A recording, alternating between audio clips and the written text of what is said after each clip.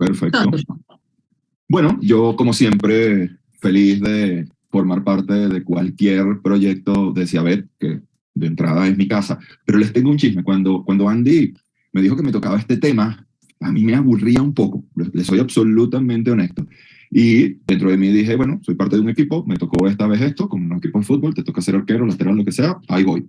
Y me he divertido de tal manera preparando esto que creo que es a partir de ahora una de mis clases favoritas, así que gracias Andy, gracias Ciabet por permitirme hablar de esto que se llaman los coanalgésicos y más, porque además es un tema que crece todos los meses, que crece a cada instante y que seguro en la medida que pase el tiempo irá evolucionando e irá creciendo, porque entre las cosas que me di cuenta es que analgésicos reales hay muy pocos.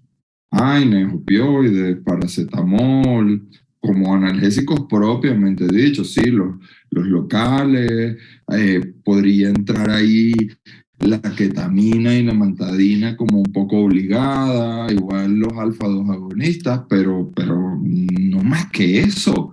El tema es el gran mundo que hay alrededor de ellos y eso es muy interesante y eso es lo que me tiene emocionado hoy de poder compartir con ustedes estas ideas y emociones como a mí me gusta decir y como a mí me gusta sentir.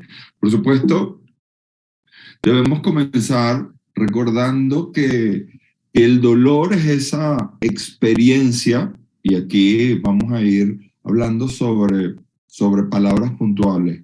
Experiencia significa que genera un recuerdo, el dolor genera recuerdos que alrededor del mundo del dolor, obviamente hablamos de recuerdos negativos, una experiencia entonces angustiosa que se asocia con un daño real o potencial y que tiene componentes sensoriales, que son todos estos sobre los que usamos opioides, antagonistas NMDA, AINES, etcétera, pero tenemos un montón de componentes emocionales, todo este tema de la emoción y el dolor, cognitivos, cómo el cerebro interpreta todo esto, e incluso los sociales, que si bien podríamos ponernos estrictos y decir que el componente social es más un componente de nosotros los humanos, sin duda los animales hoy en día también forman parte de la sociedad. Así que partiendo de esta definición del dolor, que es la nueva definición del dolor, que por cierto la Asociación Internacional está a punto de cumplir 50 años el año que viene y le tomó más de 40 esta nueva definición, imagínate que a veces pueden ser un poco lentos. Afortunadamente hoy hablamos desde la Ciabet, que estaba a una velocidad muy interesante. Pero entonces, desde esta perspectiva, también existe otro elemento que son los síndromes dolorosos. Y los síndromes dolorosos son esas enfermedades dolorosas o esos dolores, pero que cursan con diferentes o múltiples mecanismos fisiopatológicos. Y nos referimos en esencia a los modelos de dolor mixto o estos pacientes que tienen diferentes modelos de dolor y que es evidente desde esa perspectiva que necesitamos tratamientos que involucren a múltiples fármacos de diversos grupos y que puedan, y ahí la palabra clave, representar o tener un sinergismo entre ellos. Y cuando hablamos de sinergismo, entonces ahí sí vamos a definir esto que nos tiene hoy acá, a los coanalgésicos y a los coadyuvantes analgésicos o no analgésicos. Y cuando hablamos de un fármaco coanalgésico, es un fármaco que tiene una acción analgésica propia. Dentro de sus mecanismos de acción se pueden describir mecanismos analgésicos, aunque no sea este su mecanismo farmacológico primario, inclusive probablemente no fue diseñado con esta intención, y aquí entran, por ejemplo, los antidepresivos y algunos de las familias de los anticonvulsivantes. Otro concepto que vamos a estar digiriendo hoy es el de coadyuvante analgésico. Este es un fármaco sin acción analgésica propia, pero que cuando se combina con analgésicos convencionales, contribuye a disminuir el dolor por otros mecanismos, por ejemplo, el efecto antiinflamatorio que tienen los corticoides y obviamente, y desde ya lo vamos dejando en claro, no combinamos corticoides con AINES, pero podemos combinarlos con opioides, pero podemos combinarlos con alfa-2 agonistas, pero podemos combinarlos con antagonistas NMDA, otros o con analgésicos locales. Inclusive hoy en día se habla, por ejemplo, desde la perspectiva de la analgesia intervencionista, de a través de estas técnicas ecoguiadas o con neuroestimulador, y específicamente las ecoguiadas, de colocar corticoides muy cerca de la fibra nerviosa y desde allí promover un efecto antiinflamatorio que de manera secundaria genera un efecto analgésico. Lo retomaremos más adelante. Y después están los fármacos coadyuvantes. Estos son fármacos que tampoco tienen una acción analgésica propia, que no contribuyen a aumentar la analgesia en sí misma, pero mejoran la calidad de vida. Y cuando hablamos ahora de la nueva definición del dolor, donde tan importante como las vías sensitivas es todo lo relacionado con la emoción, con la calidad de vida, estos fármacos entran a formar parte fundamental de la ecuación. Hablamos de algunos relajantes musculares, de algunos ansiolíticos, pero en este camino vamos a ver algunos fármacos que probablemente, ojalá y me equivoque yo y que todos los conozcan y me digan, no, Mario, ya yo sabía esto, pero si no, pues va a ser un gusto para mí presentarse los fármacos que probablemente a veces uno podría no imaginarse que podríamos incluirlos a ellos dentro de una estrategia analgésica, que ahora hablamos de una estrategia analgésica que incluye a analgésicos primarios, analgésicos secundarios, coanalgésicos, coadyuvantes analgésicos y coadyuvantes, que en todo caso son estos fármacos perdón, que se utilizan para mejorar la calidad de vida de nuestros pacientes. Y desde aquí, entonces, podemos hablar de antidepresivos, de ansiolíticos, de corticoides, de anticonvulsivantes, del CBD, y vean esto, Botox, estas cosas que se usan para ponerte guapo o guapa, pues también aparentemente produce analgesia, y esto está interesante, los relajantes musculares y otros que ya veremos cuáles pueden ser. Y comencemos con los antidepresivos, porque de estos fármacos coanalgésicos, probablemente de esta familia farmacológica es de la que se tiene más evidencia desde su acción farmacológica, a pesar de que no son, como lo dice la definición, fármacos con un efecto analgésico primario, o al menos no es su mecanismo de acción primario.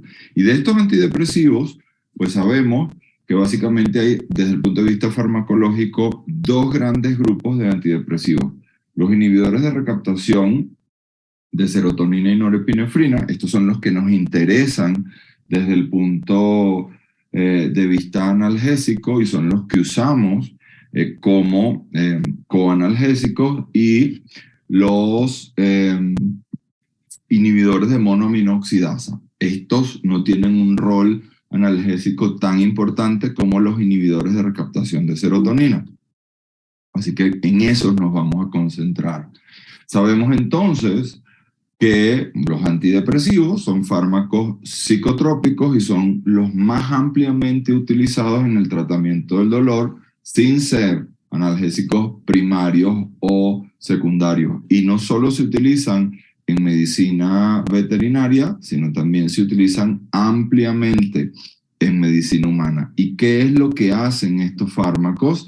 Inhiben la recaptación de monoaminas, principalmente serotonina y noradrenalina, a nivel de las terminaciones nerviosas, lo que hace que las hace más accesibles al receptor postsináptico. Esto en esencia es mantenerlas dentro de el sistema nervioso, porque cuando estas monoaminas salen del sistema nervioso y se encuentran, por ejemplo, en el lugar de la lesión, formando parte de la sopla inflamatoria, y ahí no se comportan como un fármaco con efecto analgésico, sino todo lo contrario, estas monoaminas llegan a tener un efecto proinflamatorio y un efecto, en todo caso, analgésico.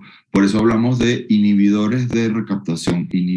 Se inhibe la recaptación y se mantienen dentro del espacio medular, dentro del espacio sináptico. Pero además, hay evidencia de que los antidepresivos en general pueden tener otros mecanismos analgésicos que debemos tomar en cuenta. El primero, son capaces de inhibir los procesos de neuroinflamación, ya que tienen esta actividad simpaticolítica, y recuerda que cualquier fármaco que inhiba la actividad del sistema nervioso simpático y que en consecuencia promueva el parasimpático, va a tener un impacto sobre la manera como el cerebro se entera de lo que está ocurriendo, y esto lo hacen además a través de la estimulación de los receptores alfa-1 centrales y la inhibición de los receptores alfa-2. Pero de este primer punto me interesaría que no olvidaras que los antidepresivos inhiben los procesos de neuroinflamación a través de su actividad simpaticolítica por bloqueo simpático. Otro mecanismo analgésico que tienen los antidepresivos es aumento de la sensibilidad a los receptores opioides, y esto hace que haya una interacción con el sistema opioide endógeno, que como sabemos es uno de los 3 mecanismos endógenos de modulación del dolor. El primero, el serotoninérgico, que en esencia de ese estamos hablando, el opioide endógeno y el endocannabinoide, que lo vamos a tomar más tarde. Así que estos antidepresivos promueven no solo la actividad o la sensibilidad de los receptores opioides, tanto a los opioides exógenos, los que nosotros vamos a administrar en forma de morfina, de fentanil, de remifentanil, de lo que tú consideres, butorfanol, buprenorfina, en fin, o los endógenos. ¿Ok? El tercer mecanismo tiene que ver con el bloqueo de los canales de sodio dependientes, y eso hace que haya a nivel local un efecto tipo anestésico local o analgésico local, porque al bloquear los canales de sodio se inhibe la despolarización y repolarización de la membrana celular, y esto lo pueden hacer a nivel local o a nivel periférico y a nivel central. Un cuarto mecanismo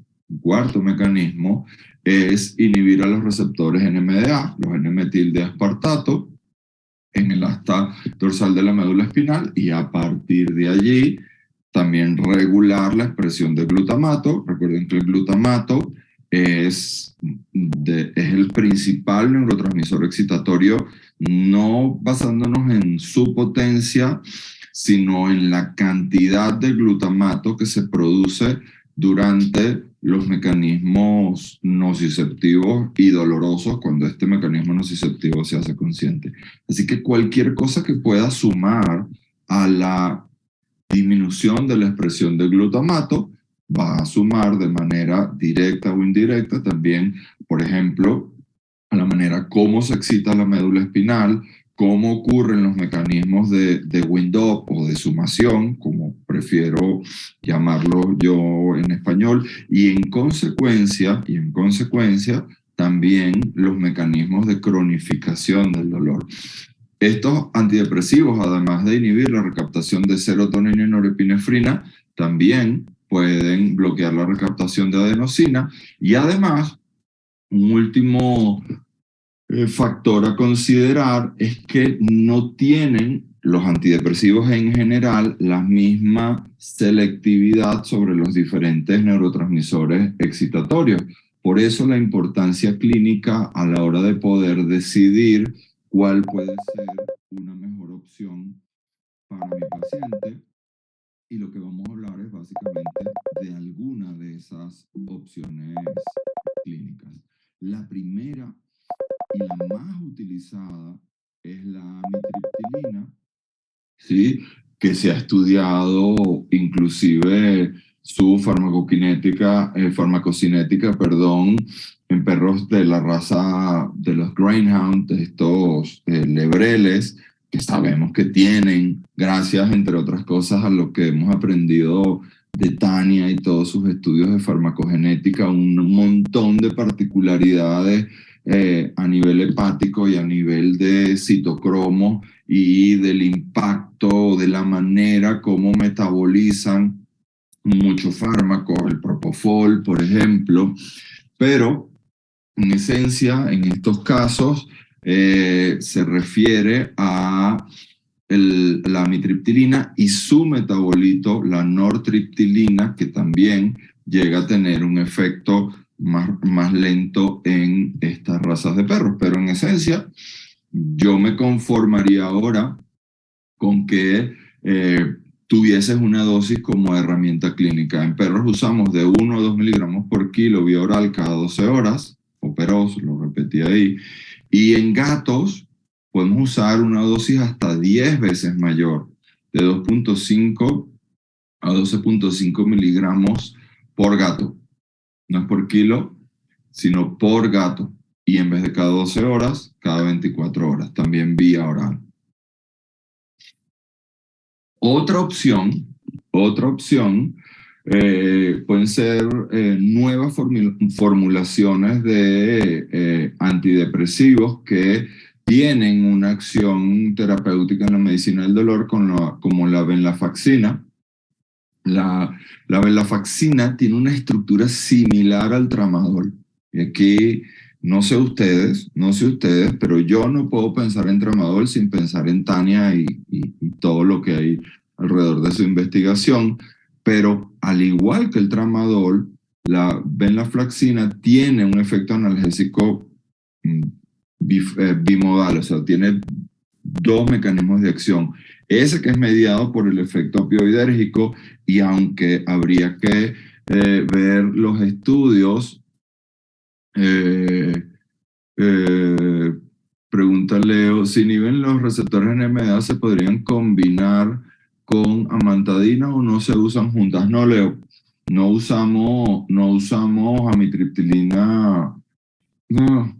Bueno, a ver, el tema de la medicina del dolor, y ustedes lo han visto a lo largo de este curso, es que hay que ajustarnos a las necesidades del paciente, y hay pacientes en donde definitivamente sí tenemos y debemos combinarlas, especialmente estos pacientes que tienen síndromes dolorosos complejos, como modelos mixtos de dolor neuropático y oncológico, por ejemplo, con la evidencia de que la amantadina, al ser familia de la ketamina, y podría inhibir la expresión de las células NK, así que armar este rompecabezas es más complejo desde esa perspectiva, pero yo en esencia, en modelos de dolor neuropático y funcional, sí los combino, Leo, sí los combino.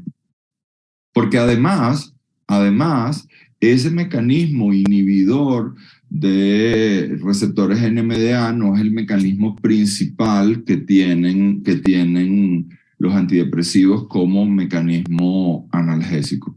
¿Okay? Entonces, la venlafaxina, de la cual no hay tanta evidencia hasta ahora, pero que tiene ese mecanismo bimodal similar al del tramadol por la vía opioidérgica, aunque no existe la evidencia de que funcione de la misma manera en los perros y en los gatos, porque en esencia sabemos que el tema del tramadol tiene que ver con sus metabolitos activos, y en la venlafaxina no se producen este mismo tipo de metabolitos activos como los del tramadol. Seguramente se comenzará a generar nueva evidencia. Hay algunos estudios especialmente asociados o relacionados con problemas de comportamiento y del sueño en perros y gatos, y desde esa perspectiva se relacionan con procesos dolorosos. Pero su mecanismo principal de acción por el cual nosotros consideramos usarlos es por esa inhibición de la recaptación de serotonina y noradrenalina. Ya van dos entonces opciones. La tercera opción, la fluoxetina. La fluoxetina, que tiene la capacidad o la posibilidad de promover la acción moduladora del sistema serotoninérgico, y en perros usamos de 1 a 2 miligramos por kilo cada 24 horas vía oral, y en gatos la mitad de la dosis, de 0,5 a 1 miligramos por kilo cada 24 horas vía oral. La fluoxetina yo la he utilizado particularmente o especialmente en pacientes que tienen problemas endocrinos y que además tienen otros modelos de dolor. Sabemos que los pacientes con enfermedades endocrinas, diabetes, Cushing, etcétera, sus mecanismos de adaptación al dolor están literalmente ocupados en otra cosa. Así que la manera como estos individuos, estos pacientes enfermos con una condición endocrina primaria, que además tienen o cursan con otra enfermedad que está asociada directamente a dolor, como podría ser enfermedad articular degenerativa, pues entonces al no poder adaptarse, también los estímulos dolorosos generan respuestas dolorosas mayores, y en estos individuos, en estos pacientes, he usado con un éxito clínico, desde el punto de vista clínico aceptable, estas dosis de fluoxetina, además del resto de los fármacos. Esto lo que me permite es regular, modular la actividad del sistema serotoninérgico y tener una vía ganada de acción sobre el proceso nociceptivo que está viviendo ese paciente. Y la trazodona, que también es un antidepresivo de segunda generación, que se usa muchísimo en la práctica clínica, pero que en Latinoamérica no se consigue, al menos no en todos los países como quisiéramos, y que sin duda no es un fármaco, en este caso, que provea analgesia por una vía directa, pero al generar tranquilidad, al mejorar los procesos de recuperación en los pacientes hospitalizados o no, pues también favorece a que los mecanismos antinociceptivos que estamos promoviendo farmacológicamente o no tengan un mejor efecto. De hecho, esta evidencia que les comparto acá, que es del año 2017, es acerca de su uso off-label, es decir, no estaba aprobado en ese momento por la FDA para su uso, pero sabemos que en muchos hospitales de enseñanza en los Estados Unidos es un fármaco habitual para los pacientes hospitalizados, para mantenerlos tranquilos, sin estrés, sin miedo. Por ejemplo, aquí está la evidencia básicamente en perros. Cristina Leiva dice: la trazodona es la misma dosis como analgésico que como ansiolítico. Es que, Cristina, no lo estamos promoviendo como un analgésico. Es en todo caso un coanalgésico, y yo me atrevería a decir que en el caso particular de la trazodona es más un coadyuvante analgésico, ¿sí? No es un analgésico per se. Así que la dosis que se usa como ansiolítico, como antidepresivo de segunda generación, es la que tiene ese efecto analgésico deseado, pero que no es primario. Por eso es la misma dosis. Por eso es la misma dosis, que aquí se las comparto nuevamente, de 7 a 10 miligramos kilo vía oral cada 24 horas en perros. Otra vez yo poniendo perros y vía oral. Y en gatos de 5 a 7 miligramos gato cada 24 horas. Estos son los papers que mostramos. Los ansiolíticos son fármacos que tienen la capacidad de actuar sobre receptores específicos, no solo en el cerebro, sino también en la médula espinal, y tienen una estructura farmacológica compleja, pero que en esencia llegan a actuar sobre la macromolécula GABA y desde allí regulan la entrada de cloro hacia la neurona. Las benzodiazepinas, que es el principal representante farmacológico de esta familia, lo que hacen es facilitar la acción inhibitoria de GABA. No producen analgesia per se, pero promueven la actividad de GABA, y la macromolécula o las neuronas que se relacionan directamente con GABA se encuentran ampliamente distribuidas en el sistema nervioso central.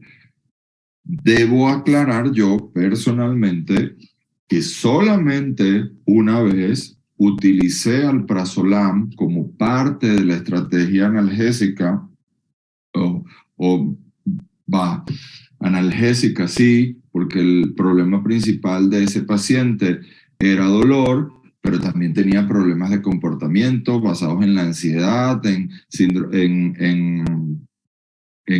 ya era un paciente muy viejito, no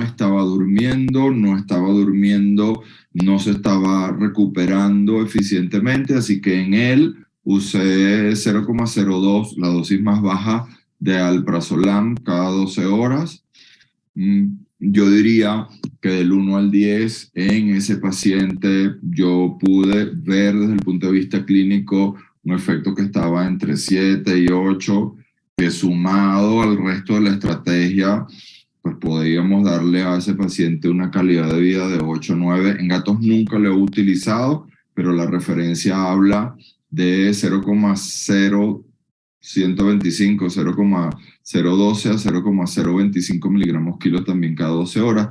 Y recuerden que desde el punto de vista de los ansiolíticos hay una relación muy estrecha entre los problemas de comportamiento asociados a ansiedad y el dolor, que muchas veces un problema oculta al otro, y que muchos pacientes que tratamos como si tuviesen un problema de comportamiento, lo que realmente tienen es un modelo de dolor oculto y viceversa. Y considerar dentro de la estrategia analgésica fármacos que puedan modular o regular la ansiedad se ha convertido en parte fundamental. Mi primera opción o elección sería una benzodiazepina como el alprazolam.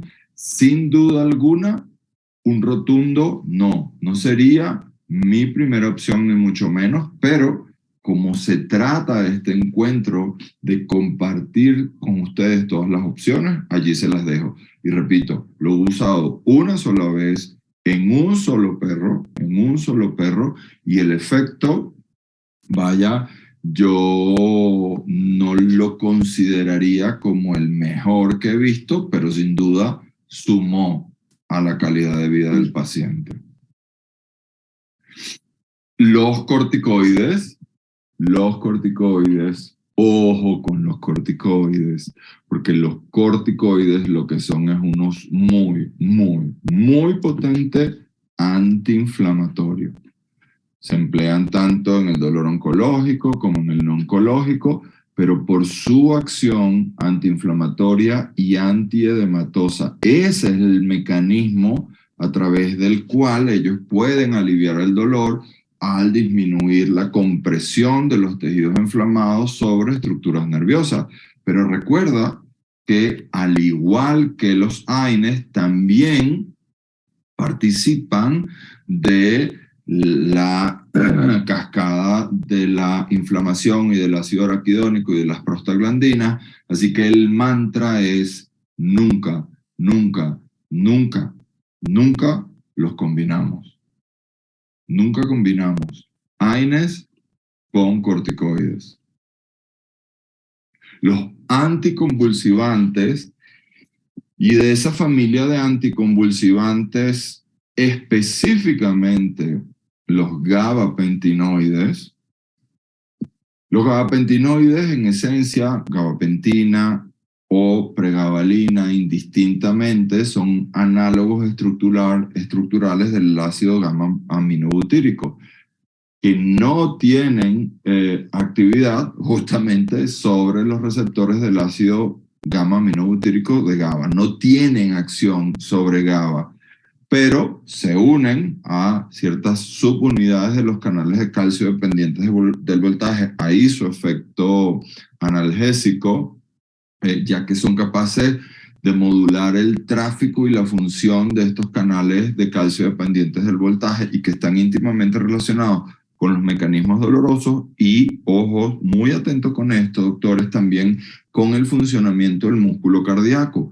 Así que un paciente cardiópata con una enfermedad cardiovascular avanzada, sin duda, este fármaco no entraría como mi primera, ni siquiera como mi segunda opción. También son capaces de modular la liberación de neurotransmisores excitatorios en los nociceptores, modulan la liberación de glutamato, así que nuevamente un fármaco que está relacionado con el glutamato, pero ahora no lo hace desde los receptores NMDA, sino desde las neuronas sensitivas, las que transmiten el dolor.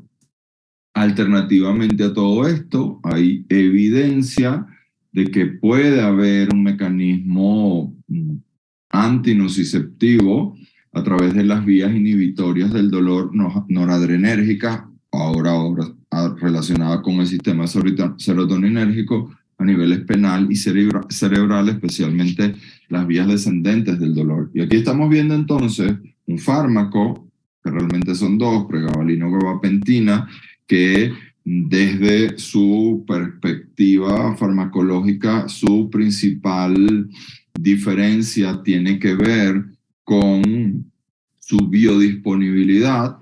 De hecho, hay una biodisponibilidad mayor de pregabalina que de gabapentina cuando la administramos en nuestros pacientes, y no lo he leído aún y por eso no comparto más información que esta, porque desde mi perspectiva, al no haber leído el paper, es como una especie de chisme. Pero en este momento está llevándose a cabo en Atlanta el encuentro, el congreso de la Academia Veterinaria para el Estudio del Dolor, y uno de los papers que presentaron en este congreso es justamente uno donde comparan la gabapentina con la pregabalina y sugiere esta evidencia que la pregabalina podría ser una mejor opción para el dolor. Pero cuando digo dolor, el dolor es un concepto muy, muy grande. Nosotros deberíamos afinar y reducir esto y entender que podría funcionar en modelos de dolor, especialmente neuropático y especialmente modelos de dolor funcional.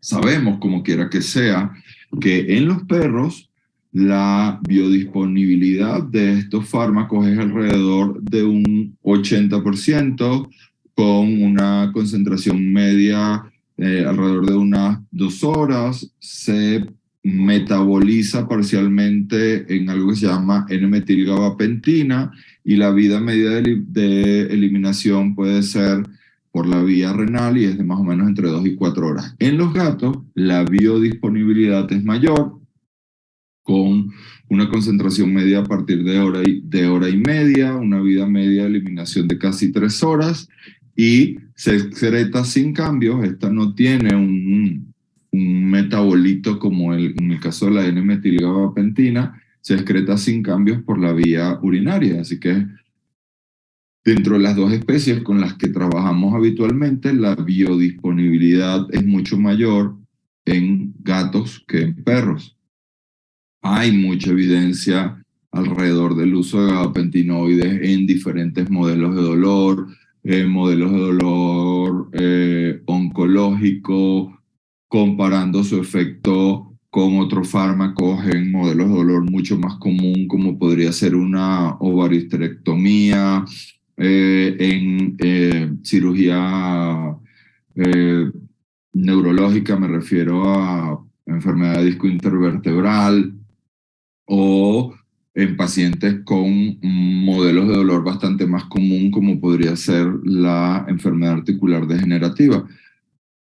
Inclusive esa analgesia por liberación de neurotransmisores excitatorios en las vías ascendentes y descendentes y por inhibición de los canales de calcio dependientes del voltaje, todo esto que hemos hablado hasta ahora, nos permitiría considerar eventualmente dentro de las estrategias analgésicas para pacientes o especialmente en pacientes que no hayan cursado con dolor previamente, me refiero a la posibilidad de prevenir la cronificación del dolor usándola antes del evento analgésico, y después del evento analgésico el tiempo dependerá del impacto quirúrgico. Pero en esencia, este fármaco desde la perspectiva del dolor se utiliza básicamente en modelos de dolor neuropático, no en modelos de dolor inflamatorio, así que lo consideramos en los modelos funcionales, donde los nociceptores no están funcionando bien,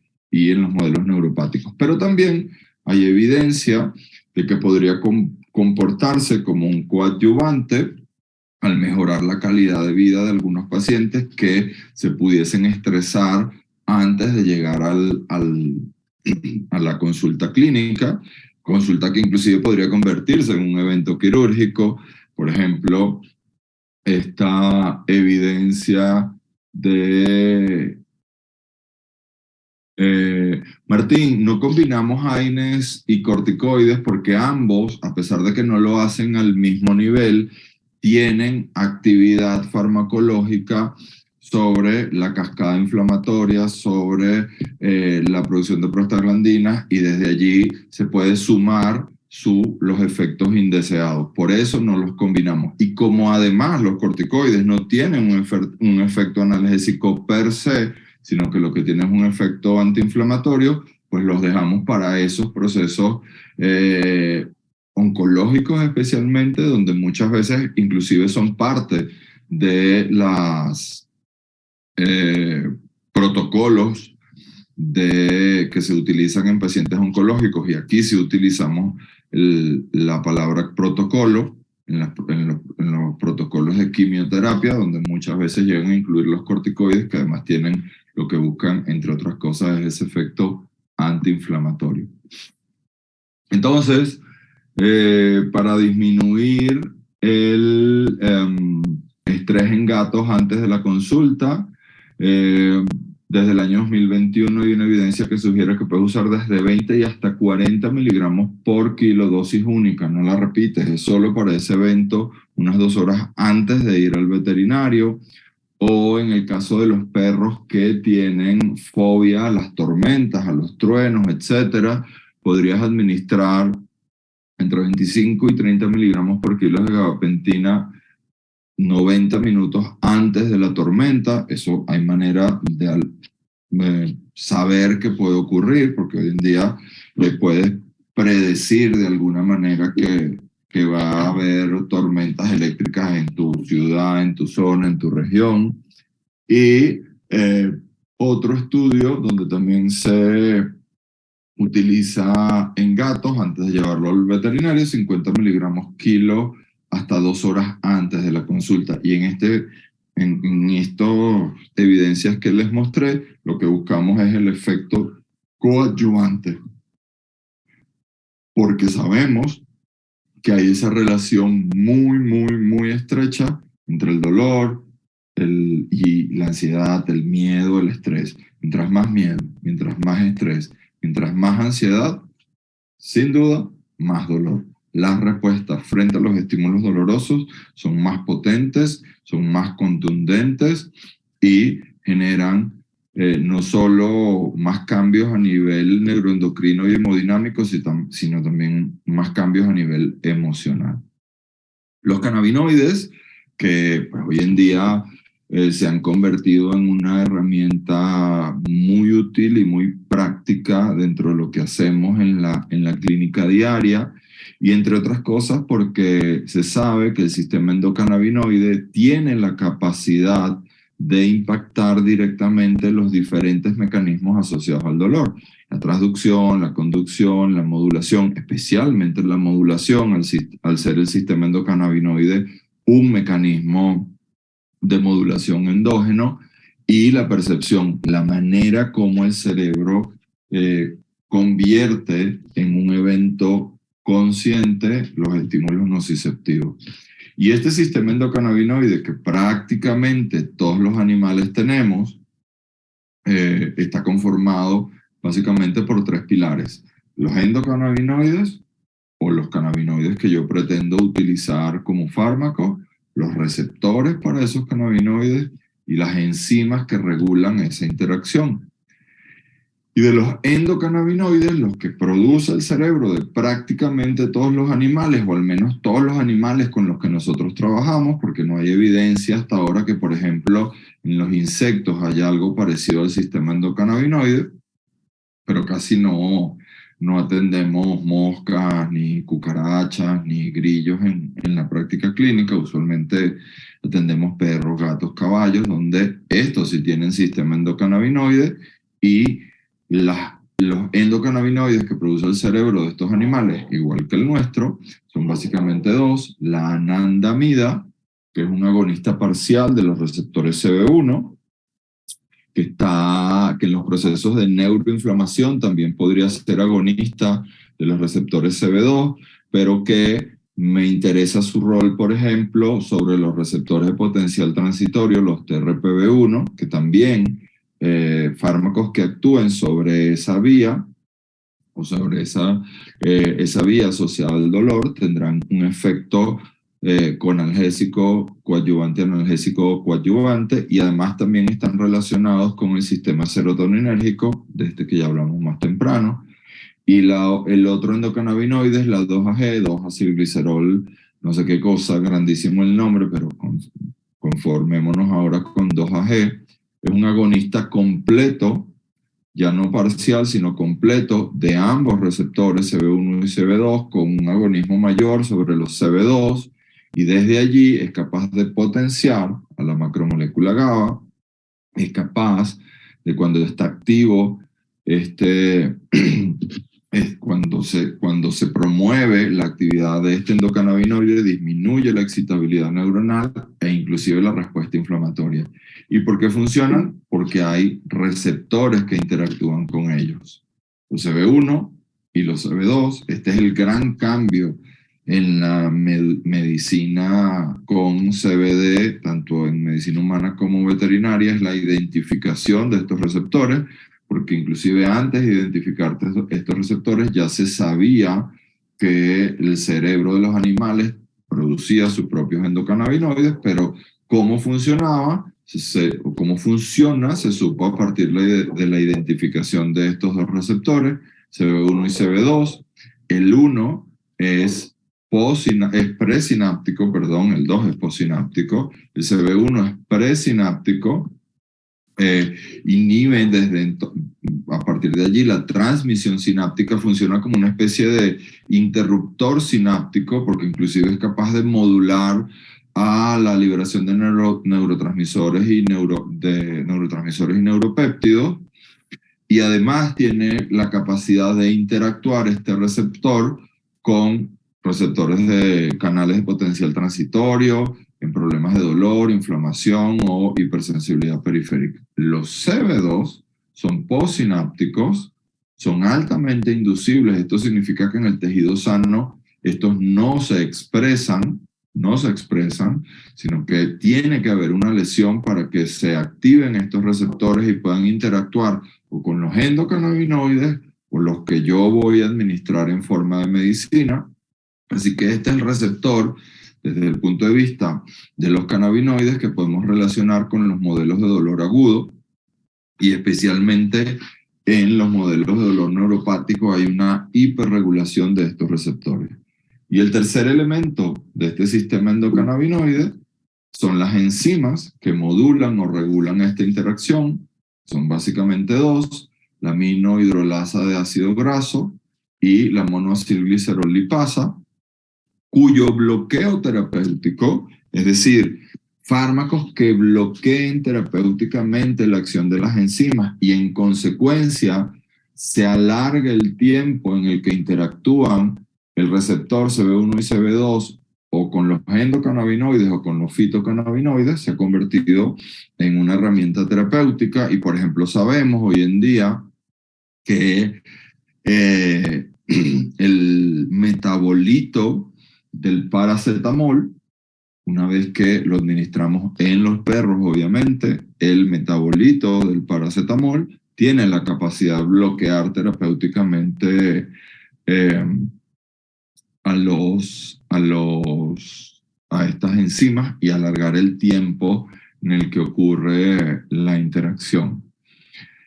También sabemos que el metabolito principal de los cannabinoides es el ácido araquidónico y que no es la única vía metabólica para los cannabinoides, sino que también comparten la vía del citocromo P450, así que deberíamos estar atentos cuando lo combinamos con otros fármacos, pensando en la estrategia analgésica que tengan esta vía. Por ejemplo, los gabapentinoides, se me ocurre así en primera instancia.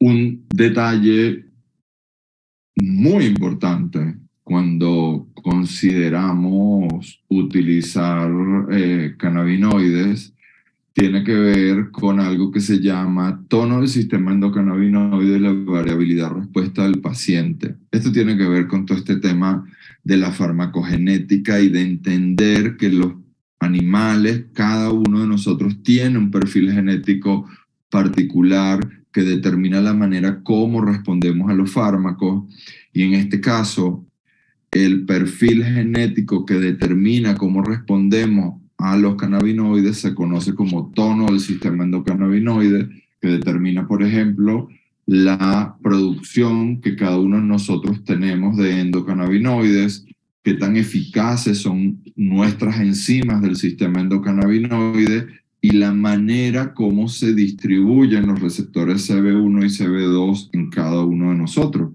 Y eso, repito, está determinado por el perfil genético de cada paciente, y esa es la explicación farmacológica por la cual en algunos pacientes la misma dosis produce efectos diferentes. Además de que también sabemos que en este mundo de la medicina con cannabinoides también hay que estar muy atentos al origen del extracto que nosotros pretendemos utilizar, y que no podemos darle cualquier cosa a nuestros pacientes, porque darle cualquier cosa a nuestros pacientes sin conocer el origen de ese fármaco, la cantidad de cannabinoides que contiene, si contiene terpenos o no, el origen de esos cannabinoides, en fin, podría ser peor el remedio que la enfermedad. Cuando hablamos de cannabinoides, probablemente la primera palabra que te viene a la mente es CBD, pero el CBD es apenas uno de los más de 100 cannabinoides que se pueden obtener de la planta y que además están replicando para ya no más temprano que tarde no tener cannabinoides de origen asociados a la planta, sino de origen sintético, pero hablamos de THC, el THC que es, en teoría, es el elemento, y digo en teoría porque depende cómo lo uses, pero es el que podría tener el efecto negativo en algunos pacientes, pero sabemos que el THC usado de manera correcta y eficiente es muy importante para promover los perfiles analgésicos de nuestros pacientes. Por ejemplo, en pacientes con enfermedad oncológica, yo quiero extractos que contengan THC,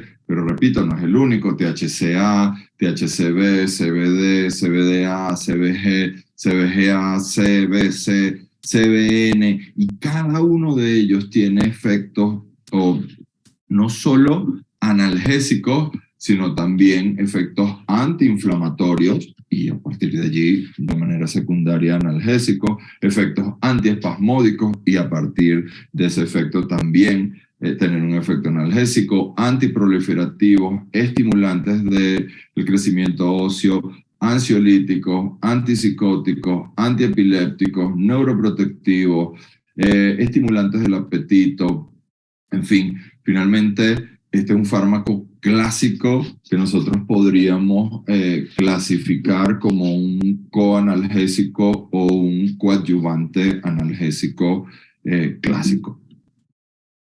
Además, los cannabinoides son capaces de interactuar de manera directa con el sistema opioide endógeno, con los gabapentinoides, su relación con el acetaminofén, con el paracetamol, a partir de la actividad de su metabolito activo, o con los AINES, porque inclusive algunos de los cannabinoides también inhibe a la síntesis de producción de ciclooxigenasa 2, así que tienen por esa vía un efecto analgésico y antiinflamatorio.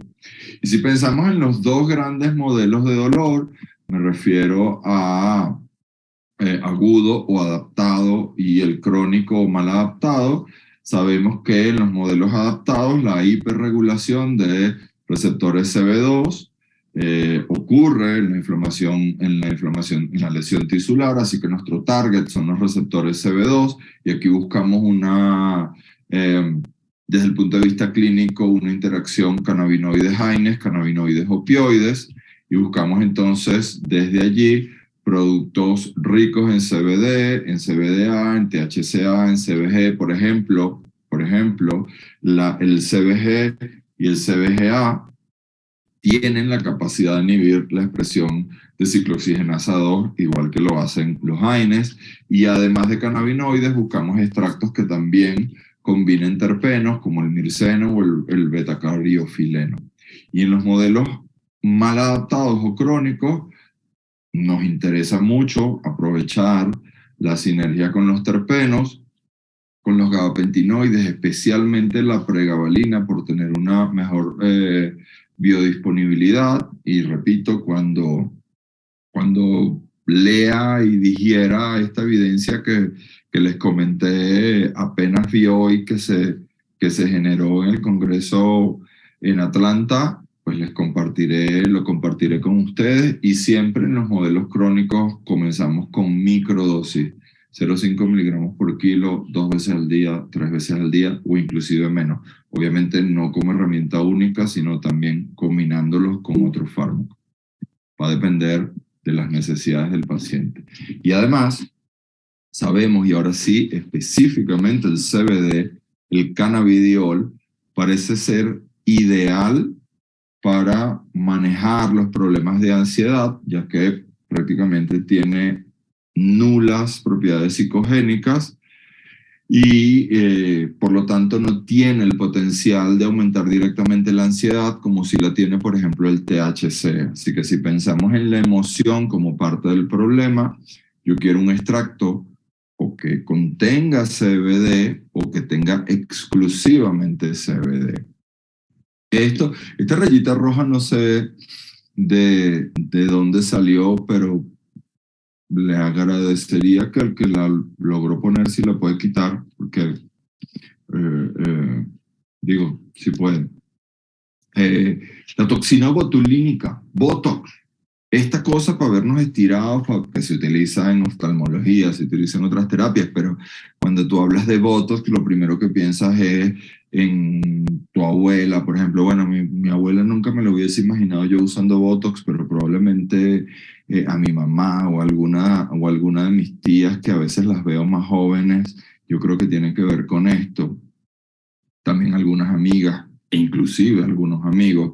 Pero el Botox, la toxina botulínica, es capaz de inhibir la liberación de acetilcolina en las terminaciones colinérgicas y a partir de allí provoca relajación muscular.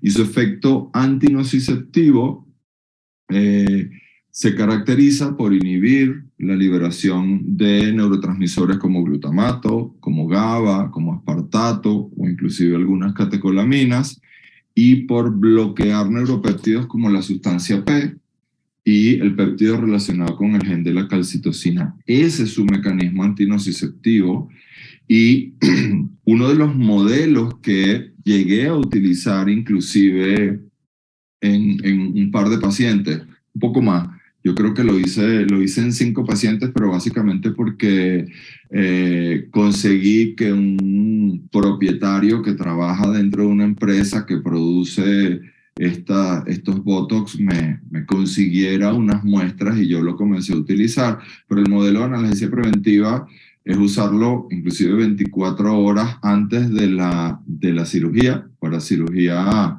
eh, Sí, también, claro, porque eh, dice Sofía, la toxina la utilizan personas paralíticas para disminuir la espasticidad, y es que eso es justamente lo que se busca, producir ese efecto sobre las contracciones espásticas.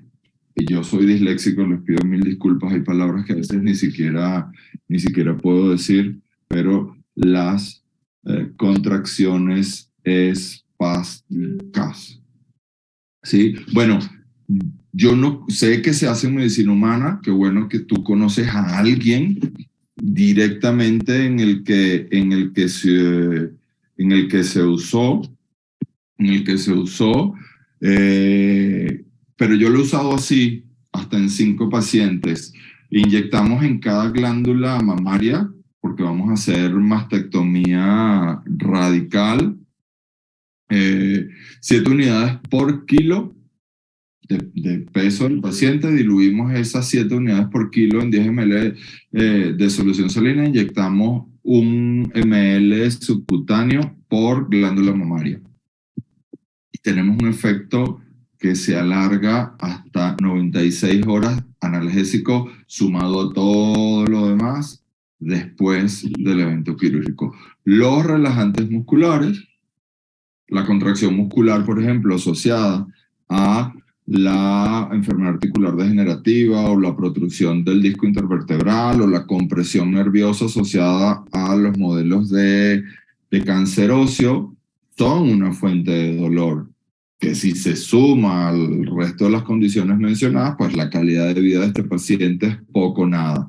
Lo que se usa hoy en día es baclofen, y si usan 3 miligramos por kilo cada 12 horas, y va. Lo que quiero que pienses es en un relajante muscular. Voy a relajar el músculo para disminuir la contracción muscular que está afectando a la enfermedad articular degenerativa, la protrusión del disco intervertebral, los modelos de cáncer óseo. Así que estamos hablando en este caso de un coadyuvante puro, ¿sí? Otras opciones. No es solo esto, hay mucho más. Y si seguimos investigando y revisando y pasando el tiempo y aprendiendo cosas, seguramente que si el año que viene me invitan a dar esta clase otra vez, que desde ya de entrada la pido de una vez, Andy, yo quiero esta clase ahora siempre. Otras opciones: ácidos grasos, sevoflurano, un anestésico inhalado. ¿Y cómo? El frío tiene sentido, los antieméticos, los bloqueadores TRPV1, el pentosan polisulfato, la fotobiomodulación, que es el nombre rimbombante de las terapias láser, la fisioterapia, la rehabilitación o la acupuntura, que pues, sabemos juega un rol fundamental. Pero pensando en los ácidos grasos, sabemos que son biomoléculas de naturaleza lipídica que conforman, por ejemplo, a todas las membranas celulares y que pueden ser saturados, monoinsaturados o poliinsaturados. Estos son los que nos interesan, ya que en este caso de los poliinsaturados hablamos de los omega 3 y los omega 6. Y del omega 3, que es el que más me interesa a mí ahora, el ácido eicosapantenoico, EPA, así lo vamos a llamar, o el docosahexanoico, DHA, son los que nos interesan ahora. El ácido araquidónico y la EPA, y el EPA, el eicopentanoico, tienen una muy interesante inhibición competitiva. ¿Por qué? Porque el ácido araquidónico, ya sabes, promueve a los eicosanoides proinflamatorios, pero el EPA promueve los eicosanoides no proinflamatorios, es decir, que compite directamente con él. El tema es que ambos eicosanoides, los que produce el ácido araquidónico y los que produce EPA, compiten por los mismos receptores en la membrana celular, pero los que produce EPA, que son capaces de inhibir al ácido araquidónico, pero los del ácido araquidónico son biológicamente mucho más activos. Así que, pregunta Cristino, en terapias de ozono como ayudante analgésico, analgésicos hay estudios. Cristino, esto es lo único que yo no decidí investigar, y te soy honesto porque creo que todavía falta un poco de evidencia que a mí me interesaría leer. Yo no he visto hasta ahora ningún estudio contundente. Seguramente alguno de ustedes inclusive ha llegado a utilizarlo con un efecto beneficioso, pero yo no lo uso. Yo no lo uso y desconozco el mecanismo a través del cual las terapias de ozono pueden comportarse como ayudantes analgésicos. No estoy diciendo que funcionen o no funcionen, solo que yo no los uso y que desconozco el mecanismo a través del cual funcionan, y que seguramente a partir de ahora que soy un nuevo admirador de los coanalgésicos, coadyuvantes y coadyuvantes analgésicos, seguramente querré saber más, porque en esta clase todavía faltan algunos, todavía faltan algunos. Yo les traje con los que yo he podido tener, a los que yo he podido tener acceso y con los que yo he podido trabajar al menos alguna vez en algún paciente. Ahora, entonces, ¿qué nos interesa de estos ácidos grasos? Saber que los primeros efectos se llegan a ver apenas a las 2 semanas, y que el pico terapéutico hay que esperar 8 semanas, 2 meses, que la tasa de conversión a EPA y a DHA es muy baja en los perros y prácticamente nula en los gatos, así que hay que utilizar suplementos a base de origen de aceite de pescado, por ejemplo, y en los perros podemos utilizar desde 50 y hasta 300 miligramos por cada 10 kilos, y en los gatos entre 30 y 50 miligramos cada 5 kilos, y yo particularmente utilizo 25 miligramos por kilo cada 2 veces a la semana por lo menos de omega 3.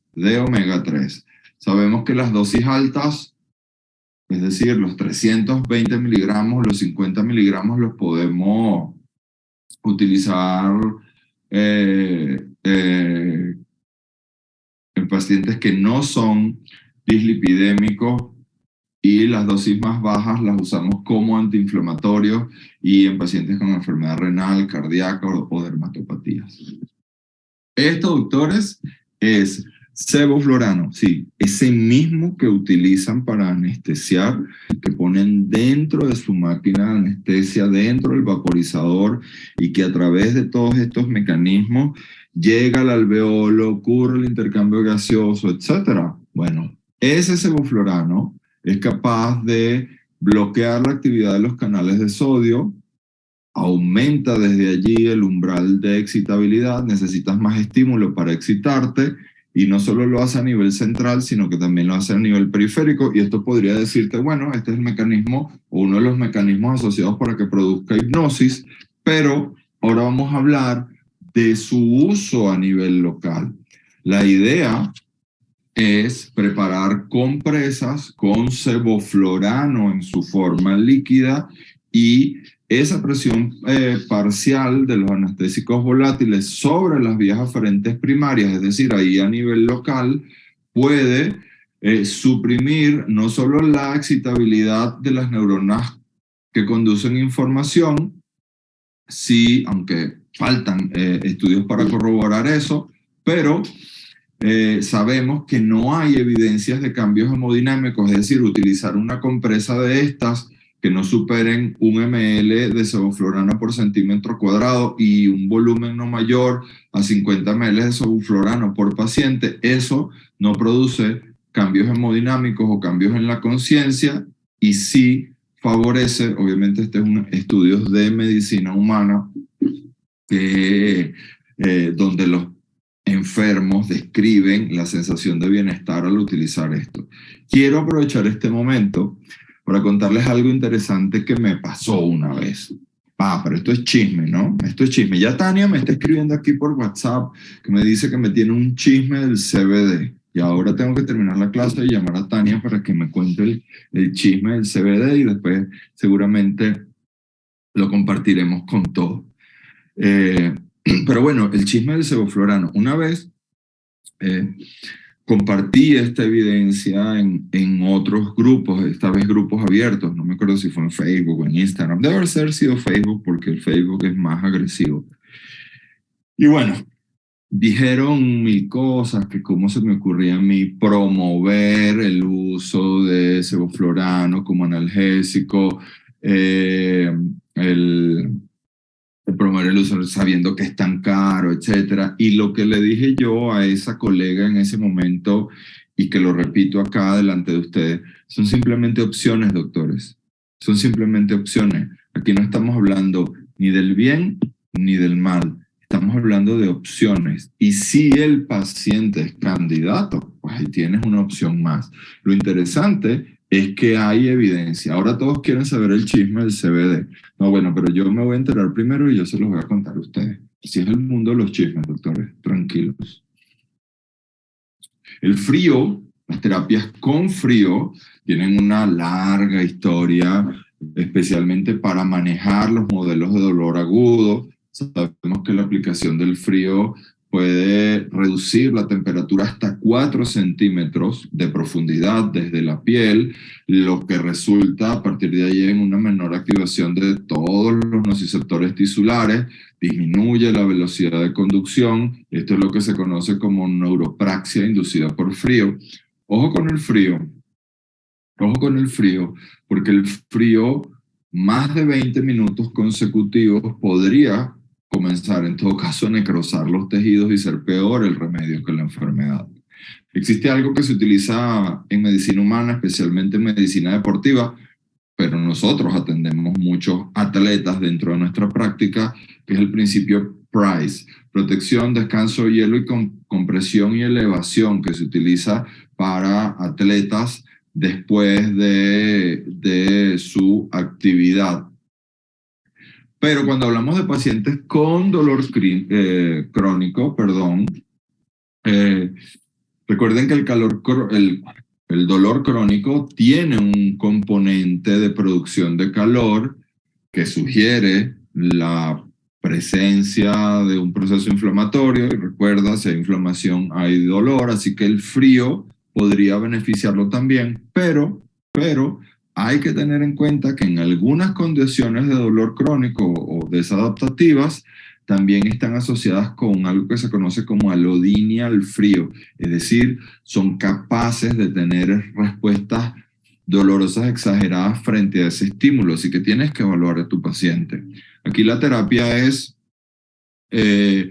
frío durante 15 a 20 minutos y se repite cada 6 o 8 horas, usualmente en pacientes ortopédicos saliendo de cirugía cuando todavía están bajo los efectos anestésicos y sedantes. Es un buen momento para utilizar. Después es más complicado porque llega a ser incómodo. El uso de antieméticos, él es el doctor Pedro Boscán, siempre que puedo se los muestro para los que no lo conocen, veterinario latinoamericano, venezolano, estudió en mi universidad, yo trabajé con él, tuve el gusto yo de trabajar con él en el laboratorio de farmacología de mi universidad. Ahora trabaja en la Universidad de Colorado State y es una de las personas que ha investigado el rol que tiene el maropitán como agonista de los receptores NK1 y que, si bien la indicación clínica inicial del maropitán es como antiemético y para prevenir las náuseas, ese segundo efecto, y entonces lo consideraremos un coadyuvante analgésico, inhibidor de los receptores NK1, es lo que buscamos. Inhibidor NK1 que cuando no se activa, no se produce sustancia P que tiene funciones vitales dentro de los mecanismos de transmisión del dolor, inflamación y resistencia vascular. ¿Cuál es la opción o qué manera se sugiere usarlo? 1 miligramo por kilo en bolo, más 100 microgramos kilo hora en infusión, al menos durante las primeras 6 horas postquirúrgicas, donde inclusive donde se disminuyó significativamente la necesidad de rescates analgésicos en pacientes que recibieron estas infusiones.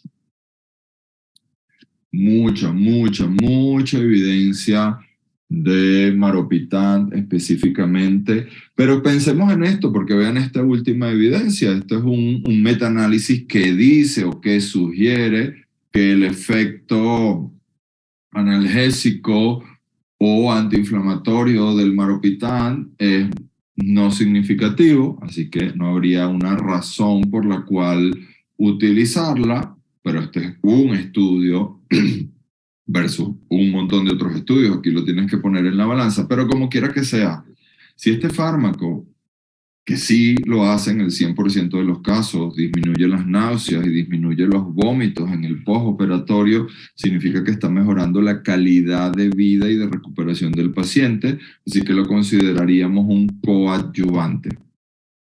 No un coanalgésico, no un coadyuvante analgésico, sería un coadyuvante porque sumaría la calidad de vida de los pacientes. Estos dos señores son el doctor David Julius y Arden bueno, yo le digo Arden. Ellos son los ganadores del Premio Nobel de Medicina y Fisiología del año 2021 acerca su trabajo de los receptores de potencial transitorio, de los canales de potencial transitorio, estos canales que son capaces de conducir diferentes sensaciones como el frío o el calor, pero en situaciones de dolor también son capaces de conducir información nociceptiva. Y el bloqueo, entre otros fármacos, de estos canales de potencial transitorio se puede lograr con un fármaco maravilloso que todos acá queremos y usamos y que somos dipirona lovers, porque la dipirona es un profármaco no analgésico o no opioide y antiemético, y sabemos y decimos que es un profármaco porque son sus metabolitos, la MAA y la AA, las que parecen inducir ese efecto analgésico, en parte inhibiendo a las ciclooxigenasas, pero también son capaces de detener o de controlar la actividad de estos canales de potencial transitorio. Es decir, son estos metabolitos y no la propia dipirona los que activan, sensibilizan y bloquean estos canales iónicos de forma redox dependiente, y estos efectos son relevantes para la analgesia y para la antipiresia. La dipirona entonces es un profármaco que podríamos colocarlo dentro de la familia de los coanalgésicos o un coadyuvante analgésico. La dosis de 15 a 28 miligramos por kilo, cada 8 a 24 horas, cada 8 a 12 horas si es necesario. Pero no es el único fármaco que tiene un efecto bloqueador de los canales de potencial transitorio. También lo hace el CBD, también lo hacen algunos AINES, también lo hacen los anestésicos locales, sin duda alguna, y la capsaicina también lo puede hacer. El pentosan polisulfato es un medicamento que en principio tiene una acción trombolítica, es decir, previene la formación de trombos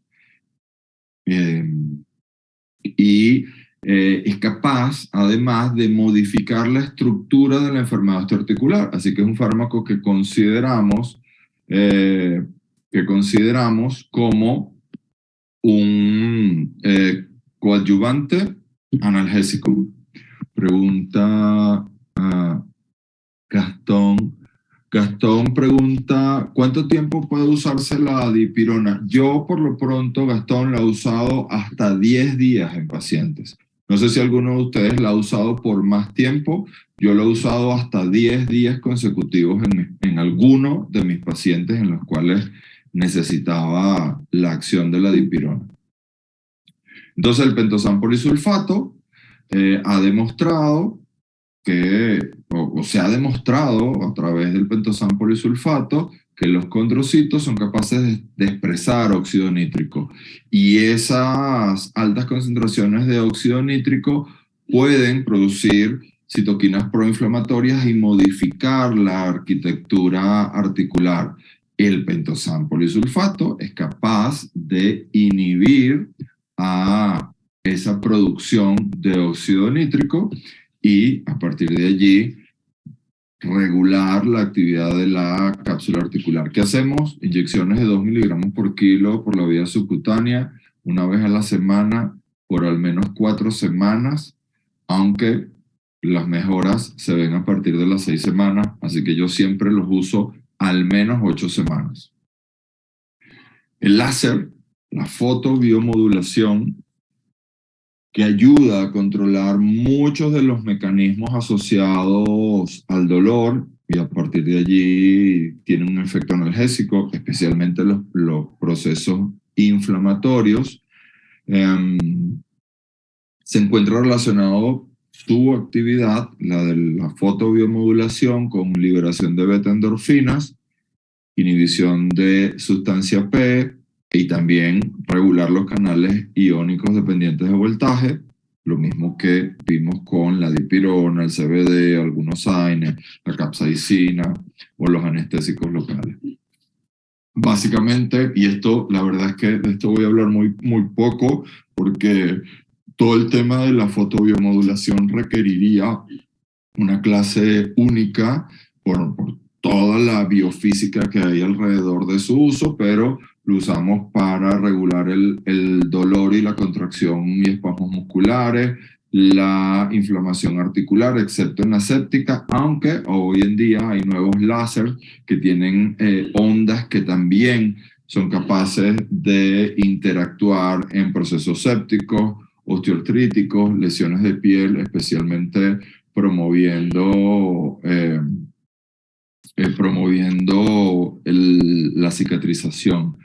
¿Cómo es la manera más segura de combinar pentosan polisulfato con AINE? ¿O no deben ser combinados nunca? Sí, Gastón, se pueden combinar sin ningún problema. El pentosan tiene un efecto local a nivel de la articulación y el AINE tiene su efecto a nivel general. Lo que yo sí te sugeriría es que consideres siempre utilizar, sobre todo cuando estás haciendo estas terapias multimodales, considerar AINES que tengan, por ejemplo, selectividad tisular, como el robenacoxib, que tiene una vida media en sangre muy corta y que su efecto se concentra más a nivel local y, por lo tanto, la posibilidad de efectos indeseados a nivel renal, hepático o gástrico son menores. La fisioterapia y la rehabilitación, que para eso hay colegas que han estudiado, se han formado, se han entrenado, pero cada vez hay un número mayor de técnicas utilizadas de terapia humana que se utilizan de manera adecuada en medicina veterinaria, y a pesar de que no hay tanta evidencia como quisiéramos, pues hay técnicas como hidroterapia, terapias de temperatura, frío-calor, magnetos, láser, masaje. En medicina veterinaria, el masaje y la hidroterapia, estos perritos que van o gatos que van a las bañeras, que tienen inclusive caminadoras, son las dos terapias más utilizadas. El láser, los ejercicios guiados, en fin, hay muchas herramientas. Lo que sabemos es que una de las maneras donde más provecho se le puede sacar a los temas de fisioterapia y rehabilitación tiene que ver con los pacientes geriátricos que muchas veces tienen, bueno, muchas veces no, yo diría que en el 100% de los casos tienen problemas de comorbilidad, muchas enfermedades, y utilizar estas terapias que son no farmacológicas para mejorar su calidad de vida en modelos de dolor crónico es una ventaja muy, muy importante. Y la última herramienta de la que voy a hablar yo hoy y que seguramente iré sumando a lo largo que vaya yo aprendiendo cosas acerca de estas terapias, porque yo sé, por ejemplo, que aunque no voy a hablar de eso hoy en día está muy en boga el tema de las células madres y las células mesenquimiales o la plasma rica en plaquetas, en fin, pero de eso, como yo no lo he usado nunca en alguno de mis pacientes, pues yo no me atrevo a compartir esas ideas contigo. ¿Pero funciona? Sí, yo sí creo que funciona, pero yo quiero aprender antes de compartirlo contigo.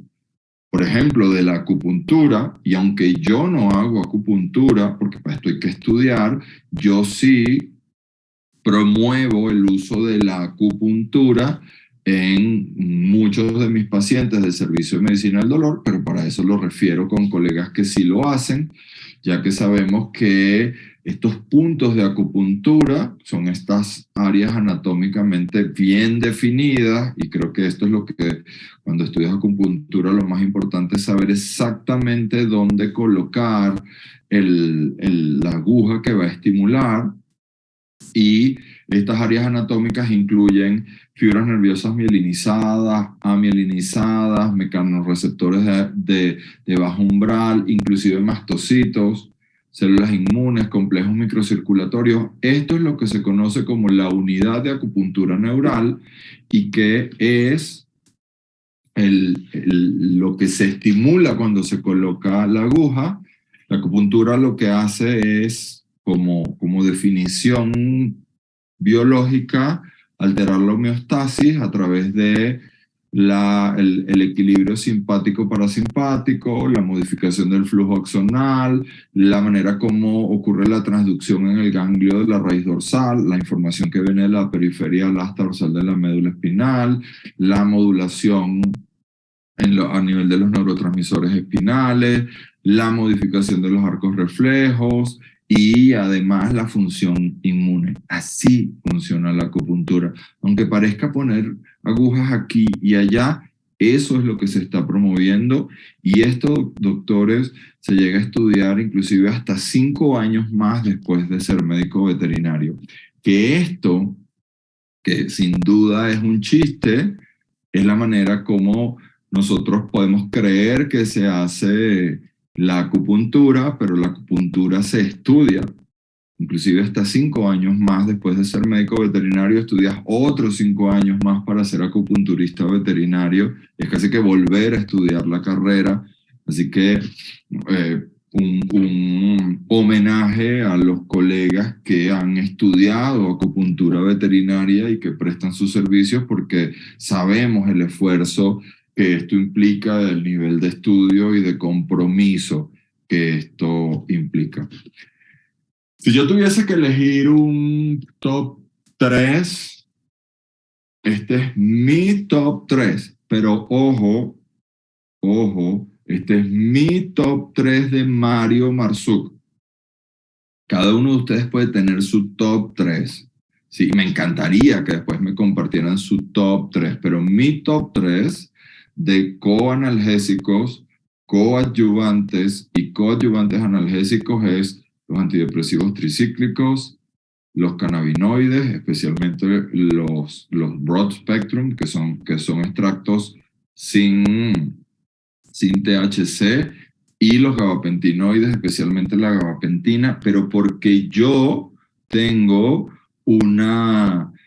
he usado gabapentina más tiempo del que he usado pregabalina, pero como les dije a manera de chisme, creo que a partir de la semana que viene voy a estudiar mucho más acerca de la pregabalina y probablemente cuando yo comparta esta clase el año que viene o en otra plataforma, pues probablemente mi top 3 ya no será gabapentina, sino pregabalina.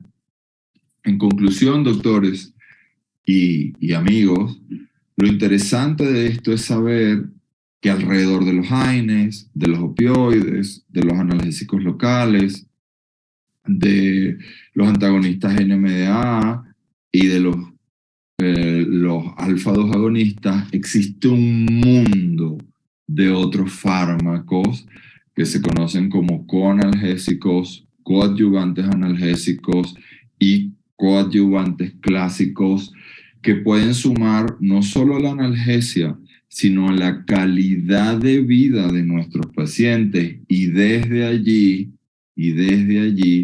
ayudar a mejorar sus situaciones dolorosas o potencialmente dolorosas. Muchísimas gracias. Aquí les dejo, para los que no lo tienen, mi cuenta de Instagram, que es la red social que habitualmente utilizo y que donde voy a poner el chisme del CBD una vez que Tania me lo comparta a mí.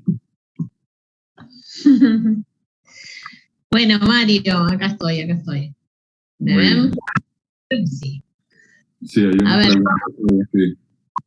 Sí. Dani Kiri. Ya veo que le gustan los gatos. ¿Qué opino del uso de cannabinoides en el síndrome atópico felino? Aunque no hago dermatología, Dani, sé que después del cerebro y del sistema digestivo, el lugar donde anatómicamente hay más receptores cannabinoides es sobre la piel. Y asociada esta enfermedad además a el sistema inmune y sabiendo la relación que hay entre el sistema endocannabinoide y el sistema inmune, pues estoy seguro que podría funcionar como parte de las terapias.